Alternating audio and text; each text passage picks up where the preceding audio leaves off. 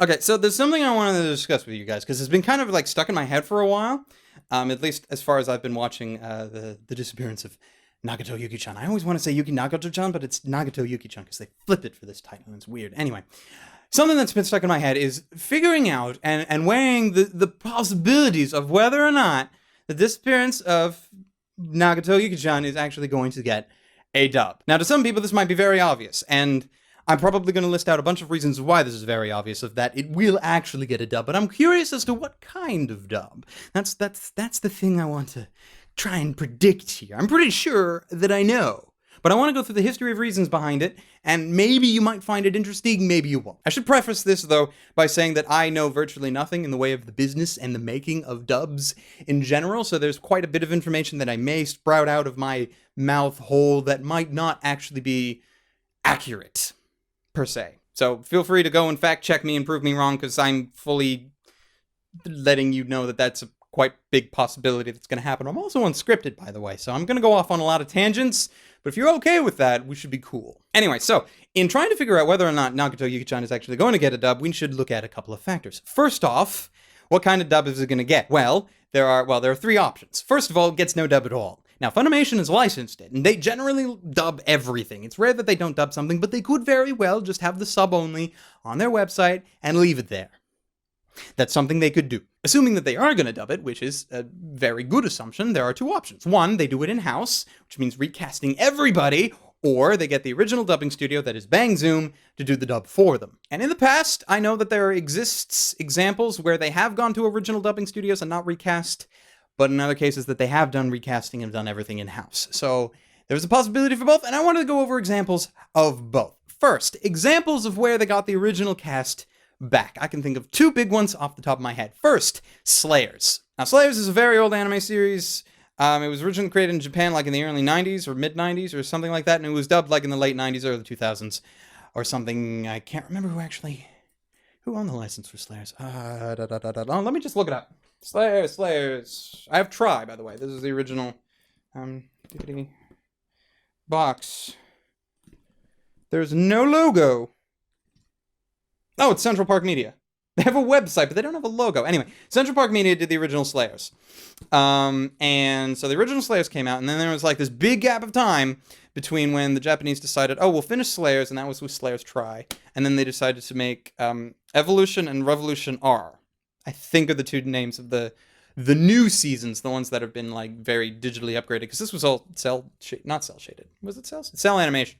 And the new stuff's digital. But when Funimation licensed the new series, or the two new seasons rather, they also picked up the license for the original. And what they decided to do was, instead of doing an in-house dub for the two new seasons, they would just go and get the entire old cast back, and everything would be gravy, which was a smart move, because if anybody's going to watch Slayers, it's people that have watched Slayers before, which worked out great, because they had this big box thing. Yeah, they had this big box thing that they released, and this is like all three seasons. It's done as a menu, because Lena Inverse likes to eat, and they have all the discs.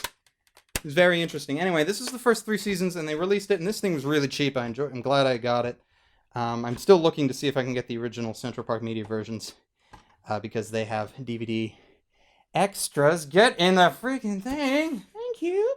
Because they have extras that this thing has none of, which is why I still have my Tri-Box. There's other reasons I have my Tri-Box, because that's actually the first DVD box set of anything anime that I bought with my own money, but that's a tangent for another time. Anyway, so the point is, they didn't recast anybody from Slayers. They got the old cast back, and it was great. It was a great idea, and it was perfect. Second example, Black Lagoon. This is actually, okay, this is Second Barrage. The first one is in there somewhere, and also I have these metal cases. Oh, I love the metal cases. They don't sell them anymore, because this is the Genion release, which is great. Anyway, Black Lagoon was dubbed by Ocean in Vancouver. I don't know if it's Ocean Studios or Ocean Productions. Anyway, it's Ocean.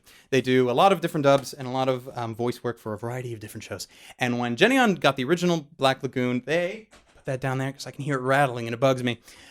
Has a problem when I talk too fast, I lose my place. Anyway, when they dubbed it, they went to Ocean and they had Ocean dub the original Black Lagoon. Now, when Roberta's Blood Trail came out, Funimation picked up Roberta's Blood Trail, and they also picked, well, because they had the license to the original Black Lagoon ever since the Great Genion crash of like 2007 or 2006. That's a story for a different time, because it was a good time to be a, a high school anime collector at the Great Geneon Crash when they went under and things. Anyway, so when Funimation picked up the license to this, they had the option of recasting everybody, but they didn't. They went to Ocean and they were like, hey, make us a dub for Roberta's Blood Trail, and they did, which was thankfully amazingly good, because, as personal opinion here, but Black Lagoon has like one of the best English dubs ever, at least somewhere in the top 5. Like it's probably up there with like Baccano and Bebop and things.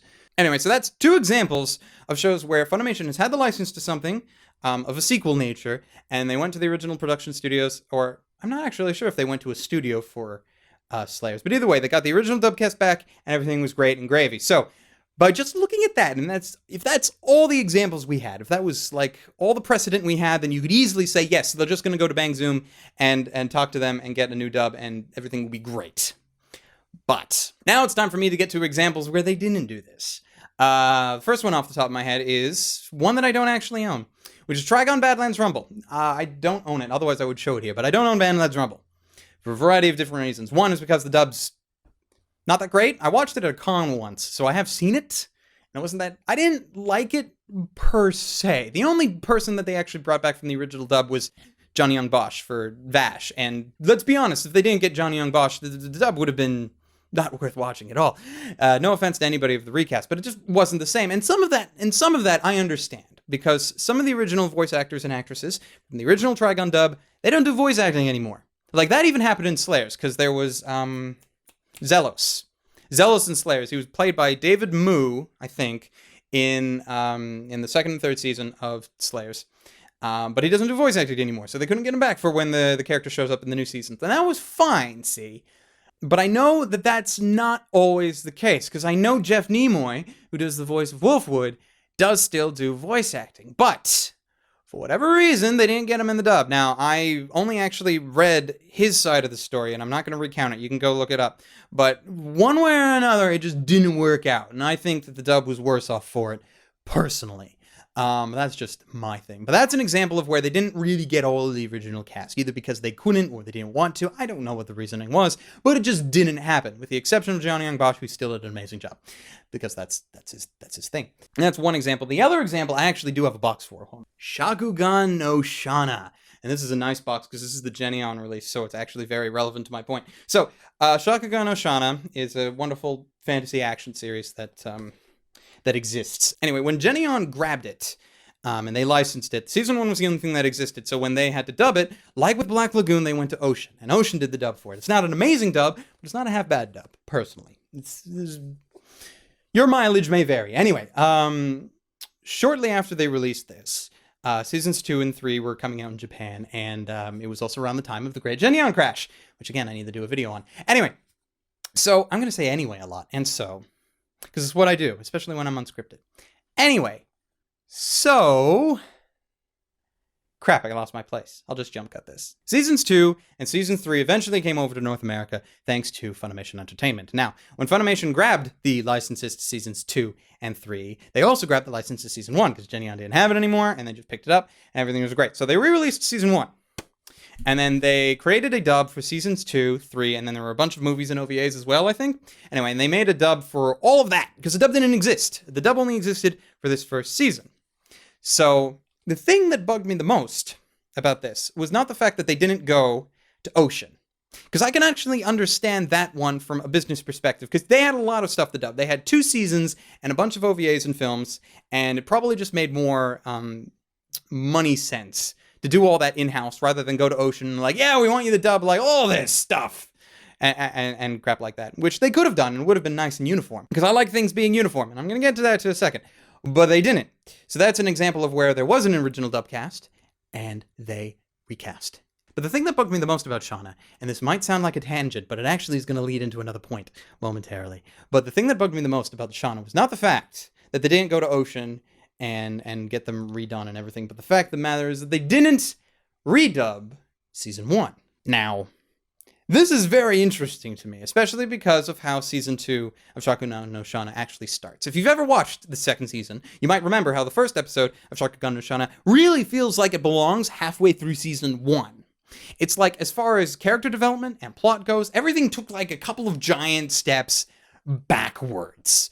And it had this weird alternate reality thing where everything was back the way it was back like before. It was like a restart, but it didn't really feel like a restart. There was no semblance of, hey, we're going to get started with this new story and everything. It was basically just going back and backtracking, and it felt really odd and jarring. I didn't like it. But what makes this worse is the fact that if you're watching this show dubbed, you watch all of season 1, which has the original Jinny on dub, and then you go into season 2, see? And suddenly, not only do you have all this jarringness with character development, plot, and all those things that just exist in the show, but now you also have the added effect of having everybody's voice be different. And that would bug, in fact it does bug, the crap out of me. Because again, uniformity is something that I really like. Now, you could say, well, you're just going to have to deal with it. It doesn't make sense for them to have a season with a dub and everything like that, and then just redub it. Why not just use it there? It saves them a whole bunch of money, just makes sense, and yes, it might be a little uncomfortable for you, and you would be right. And you bring up a lot of good points, and that makes a lot of sense. Except for the precedent that exists in that one time that Funimation actually went back and redubbed old stuff, even though the dub already existed. Yes, I'm talking about Initial D. So I have the original Initial D first stage, which is actually kind of hilarious because Funimation's logo is all over this thing because they distributed it. Tokyo Pop was the one that did the adaptation, but Funimation distributed it, which I still find hilariously funny. Anyway, when Funimation picked up the license for Initial D fourth stage, even though that's actually the third season, it's like Full Metal Panic kind of thing. Anyway, when they picked up the fourth stage, they decided to, instead of going to Tokyo Pop and figuring out how to get the old dub cast back, they decided to just do everything in-house, which is fine, because there are a lot of problems with the original dub here. Firstly, the adaptation was done in such a way that it feels like what they were trying to do is adapt it for American television. So there are a lot of things changed. Names were changed, attitudes were kind of tweaked and twerked. It was like they tried to make it hip and not actually make a pure adaptation, which didn't go so well. And they also broke one of the cardinal sins with Initial D in that they removed all the Eurobeat music, which, if you like Initial D, you know, is a very big thing. So they did all that, and one could see why they actually wanted to go and redub it. But they started with season 3, which was the fourth stage, and then they backtracked. So they did third stage, which was a movie, and then they did seasons 1 and 2. And they did all that, they redubbed it. I'm assuming that they actually got the Eurobeat music back in. I'm pretty sure they did.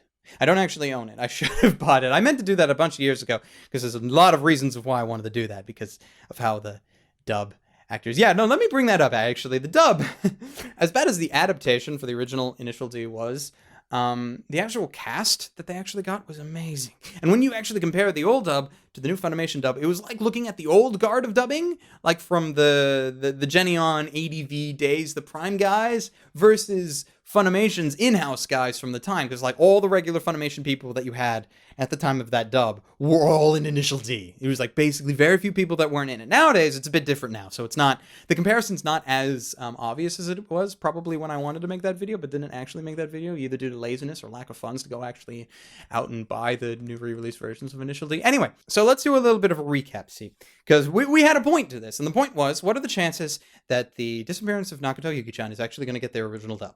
So, I've given examples of what I have seen in the past of where they have and have not gone to the original dubbing studios. Now, it is my belief, and I am leaning, and if I was a betting man, I would say that they're actually going to go to Bang Zoom and make them do the dub, if they're going to do a dub at all. Why? Because this is like a Black Lagoon scenario. 2 seasons existed. 2 seasons and a movie, and actually 2 spin-offs already exist. It's also like a reverse version of Shauna, with that one dub cast. Okay? And all they got is this one new season, and it just makes more sense for uniformity's sake that you actually go and get the original cast. Also because, like I mentioned in my first reaction of Nagato Yuki-chan, there's no real appeal to this show to anybody that is not already a Haruhi fan. And if you're already a Haruhi fan, and you're already a fan of the original dub, you're not going to enjoy the fact if they redub everybody.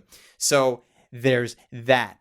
But because there is a history, and the biggest one being Trigun, you'd think that, oh, well, obviously they're going to do it. No, there's been times in the past where they haven't, for one reason or another. Now, whether or not they do it, that's their prerogative. That's them doing things. I'm hoping for a dub. Hell, if they did a broadcast dub, if they went to Bang Zoom and had everything set out and did, like, a broadcast dub, I would think that that was amazing. I very much doubt that it's getting a broadcast up. If we're lucky enough for them to go to Bang Zoom, they're not going to get a broadcast up.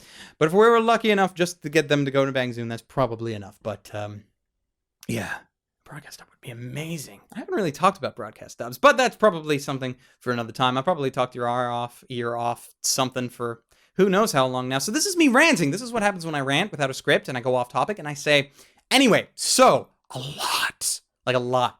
I should put like a counter at the bottom, except I'm not gonna, because I'm lazy like that. So this is the kind of thing that I think about. This is how my mind works. I start doing this, and then the worst thing about it is that if you watch me doing this, I like monologue. I like have this like round.